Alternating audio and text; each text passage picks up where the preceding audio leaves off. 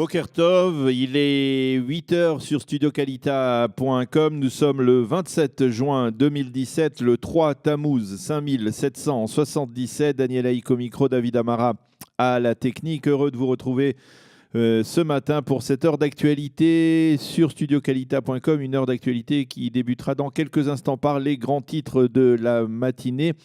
Vers 8h10, nous serons dans ce studio avec Gabriel Abensour, qui est maître en histoire juive, conférencier et créateur du blog Moderne Orthodoxe, avec lequel nous parlerons de ce grand débat provoqué autour de la décision du gouvernement israélien de geler l'accord sur l'instauration d'une esplanade pluraliste devant le mur occidental, devant le Kotel Amaravi, et également sur la loi sur les conversions. On en parle beaucoup en Israël, on en parlera tout à l'heure avec Gabriel Abensour, donc dans ce studio. Vers 8h30, comme chaque matin, Eliana Gurfinkel vous présentera sa chronique Un jour notre histoire. Et comme je le disais, nous sommes le 3 Tammuz 5777. Le 3 Tammuz, eh bien, c'est la date de la disparition du rabbi de Lubavitch, Rav Menachem Mendel Schneerson. Et Eliana Gurfinkel reviendra sur sa vie et également en particulier sur l'impact, la révolution qu'il a provoquée dans le monde orthodoxe en ouvrant d'une certaine manière ce monde orthodoxe à l'ensemble du peuple juif. Donc la révolution du rabbi de Lubavitch, ce sera au cœur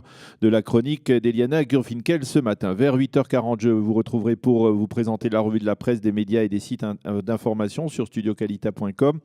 Et puis vers 8h50, nous serons en ligne avec Alexandra Gantz, la très dynamique directrice d'Impact, cette nouvelle association militante qui soutient Israël à Paris et qui a organisé dimanche, en plein cœur de la capitale française, un festival israélien de la culture sur la place de la République. Il fallait le tenter et ça a été réalisé donc par cette association. Nous en parlerons donc avec sa directrice Alexandra Gantz vers 8h50 et cela conclura notre heure d'actualité sur studiokalita.com. Comme promis, les grands titres de l'actualité en Israël ce matin avec un tir de roquette hier soir à partir de la bande de Gaza en direction du Negev. Une seule roquette s'est abattue donc hier soir dans la région de Sha'ar HaNegev, sans faire de blessés ni de dégâts. En réaction, l'armée de l'air israélienne a bombardé des positions du Hamas dans la bande de Gaza. Pour les Israéliens, quoi qu'il advienne, eh bien, c'est le Hamas qui contrôle la bande de Gaza et qui est tenu pour responsable de ces tirs. Et ce, même si dans le cas précis, c'est une organisation salafiste qui a revendiqué cette attaque. Le Hamas, lui, a immédiatement rejeté les accusations israéliennes et a affirmé même qu'il s'agissait là d'une revendication tronquée, qu'Israël aurait tenté d'une certaine manière de faire endosser la responsabilité des tirs à cette association au Hamas, afin que le Hamas puisse être tenu donc responsable de cette attaque et que l'État d'Israël puisse donc riposter en bombardant des positions du mouvement intégrisme. Et donc le Hamas rejette toute responsabilité sur le tir d'hier. Nous en reparlerons dans le cadre de la revue de la presse et des médias israéliens de tout à l'heure.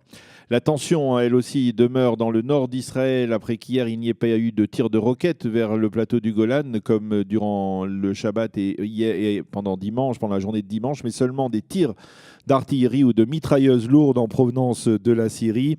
Le ministre israélien de la Défense, Avigdor Lieberman, a adressé une véritable mise en garde aux forces syriennes, à celui qui croit qu'il est possible de transformer la Syrie en base de départ du Hezbollah et de l'Iran vers Israël. Eh bien, je lui suggère de bien réfléchir. Nous ne tolérerons pas une telle situation, a déclaré Avigdor Lieberman. Et puis, bien entendu, la société israélienne continue de débattre autour donc de la décision du gouvernement israélien, de la double décision du gouvernement israélien de geler l'accord qui devait permettre au mouvement réformiste et conservatif de prier comme il le souhaite devant le mur occidental, devant le Kotel. Également, cette décision du gouvernement israélien d'accorder l'exclusivité du secteur des conversions au grand rabbinat d'Israël afin qu'il maintienne donc cette exclusivité et sa mainmise sur ce secteur très important donc des conversions. C'est la colère du judaïsme américain dont on parle beaucoup en Israël aujourd'hui, une colère qui a conduit les dirigeants du judaïsme américain et en particulier les responsables du Board of Governors, du conseil d'administration de l'agence juive, a annulé, comme nous vous le disions dès hier, le dîner donc de ce conseil d'administration de l'agence juive qui était prévu hier soir à la Knesset, un dîner dont l'invité d'honneur n'était autre que Binyamin Netanyahou. L'agence juive, présidée par Nathan Sharansky, a publié un communiqué dans lequel elle rejette les décisions du gouvernement à propos du Kotel, mais aussi à propos de la loi sur les conversions, qui entend donc garantir au grand rabbinat orthodoxe l'exclusivité de ce dossier des conversions en Israël. Pour l'agence juive, ces décisions risquent d'entraver de provoquer un séisme, un véritable séisme au sein du peuple juif. Pour les leaders du mouvement réformiste, ces décisions vont faire le jeu des anti-israéliens comme le BDS et sanctionner un judaïsme américain qui lutte contre ces ONG, contre l'UNESCO et contre toute forme de délégitimation d'Israël. Et puis, selon un officier supérieur de la police israélien, il y aurait suffisamment de preuves pour inculper le Premier ministre Binyamin Netanyahou dans le dossier 1000, ce fameux dossier des cadeaux reçus par Binyamin Netanyahou et son épouse. Le journal du Yediot Aharonot précise tout de même que les enquêteurs sont certes persuadés que M. Netanyahou a enfreint la loi, mais ils ne savent pas encore définir la nature de l'infraction. Quant aux juristes, ils insistent sur l'importance de la contrepartie qui pourrait exister ou non à ces cadeaux reçus par le Premier ministre et par son épouse. Nous terminerons ces titres de l'actualité en Israël ce matin par la météo avec un temps, on peut le dire, caniculaire. Les températures sont en hausse. La canicule devrait se poursuivre encore pendant plusieurs jours sur le territoire israélien, avec une légère baisse des températures demain seulement.